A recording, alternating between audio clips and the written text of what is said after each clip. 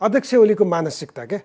अहिले पछिल्लो भाषणहरू हेर्नु न कुरा पनि मलाई अब गरिरहनु मन चाहिँ छैन हैन जबकि उहाँ आउटगोइङ प्राइम मिनिस्टर हो काठमाडौँको मेयरले जस्तो काठमाडौँको मेयर रनिङ हुनुहुन्थ्यो उहाँले कार्यविधि पुरा नगरिकन गएर ओलीका विरुद्ध म चाहिँ उम्मेदवारी दिन्छु र तपाईलाई हराउँछु भनेर 5500 मतले होइन क्या 49,000 मतले हराएर आएर अहिले उहाँको भन्दा आधा भन्दा कम उमेरको युवा चाहिँ प्राइम मिनिस्टर हुनुहुन्छ त्यति भइसक्यो हैन तर अझ यो ओलीको गनगन हामीले सुनिराख्नु पर्ने भनेको मलाई त यो ओली टेलिभिजनमा हेर्दा मान्छेहरूले जनताले यिनका अनुहार हेर्न चाहेनन् जनताले यिनको बोली सुन्न चाहेनन् भन्ने त दुनियाँलाई थाहा छ नि त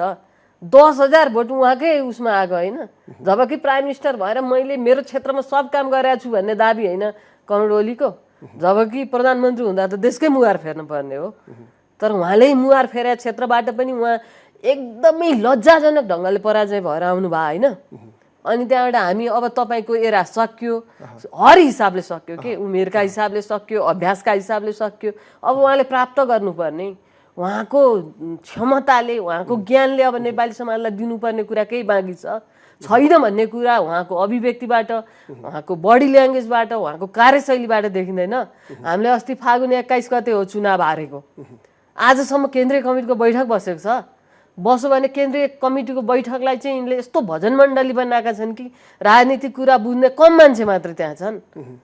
उहाँसँग असहमति राख्ने तर राजनीतिक मूल्य मान्यतामा हिँड्ने कोही मान्छे त्यहाँ अटेको छैन यद्यपि त्यही आफ्नो भजन मण्डलीको पनि त केन्द्रीय कमिटीको बैठक राखेका छैनन् आज ऊ सचिवालयको बैठकमा अल्पमतमा पर्छु भनेर सचिवालयको बैठक रोकेर बस्नु भएको छ अनि राजनीतिक भने त समाजको मनोविज्ञानको लिड गर्ने कुरा हैन आफ्नै कमिटीलाई लिड गर्न नसकेर उहाँ चाहिँ कता कता बरबराउँदै हिँड्नु भएको छ हैन मैले एउटा अलि 5-7 सेकेन्डको सुनेको थिएँ महिलाहरूले भोट हालेन् म त महिलाहरूलाई माया नै गर्थे सम्मान नै गर्थे भनिरहनु भएको थियो उहाँले गर्ने माया कहाँनिर देखाएको छ उहाँले गर्ने सम्मान कहाँनिर देखाएको छ उहाँले भनेको कुरा र हामीले बुझेको आजको राजनीतिमा ट्याली गर्दा कहीँनिर पनि मेल खाँदैन उहाँ हर हिसाबले फेलियर हुनु भएको छ अनि तपाईको राजनीतिमा यति फेलियर भइसकेपछि नि नछोड्ने प्रवृत्तिको चाहिँ कुनै औषधि हुँदैन हेर्नु एमालेमा उहाँ रहिरहनु होला हैन केन्द्रीय कमिटीमा 70% नै पुग्ला उहाँको तर पुगेर चाहिँ हुन्छ के भन्दा त्यही गुन्डुमा पुग्ने हैन हामी त्यहाँ निस्किनु हुन्छ उहाँ त्यहाँ च्यासा लाउनुहुन्छ उहाँ एकजोडी च्यासा लाउनु भएको थियो अस्ति हामीलाई यो पूर्व केन्द्रीय सदस्य चाहिँ एमालेको चाहिँ सल्लाहकार सदस्य हुने